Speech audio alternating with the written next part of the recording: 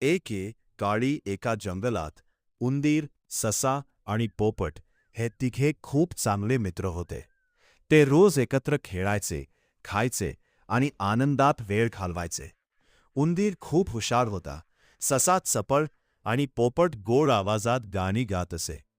त्यांच्या मैत्रीची सगळ्या जंगलात चर्चा होती. एके दिवशी जंगलात भयंकर दुष्काळ पडला. पाणी आणि अन्न कमी होऊ लागले. तिघांनी ठरवलं की वेगवेगळ्या दिसांना जाऊन अन्न शोधायचं आणि पुन्हा एकत्र यायचं. ससा दूरवर गेला, पण परत येताना तो शिकाऱ्याच्या जाळ्यात अडकला. त्याने खूप प्रयत्न केले, पण तो सुटू शकला नाही. दुसरीकडे उंदीर अन्न शोधत होता, पण ससाची वाट पाहत राहिला. पोपट आकाशात उडत सगळीकडे पाहत होता, पण त्याला ससा दिसला नाही. शेवटी पोपटाने उंदराला सांगितले की ससा परत येणार नाही.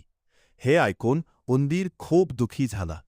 त्यांनी ससाची आठवण काढत रडले. त्या दिवसानंतर उंदीर आणि पोपट कधीच आधीसारखे आनंदी राहिले नाहीत. ते रोज त्या जागी बसायचे जिथे तिघे मिळून खेळायचे आणि ससाच्या आठवणींमध्ये हरवून जायचे. ही गोष्ट आपल्याला सांगते की खऱ्या मैत्रीची किंमत खूप मोठी असते आणि प्रिय मित्र गमावल्यावर मन खूप दुःखी होते.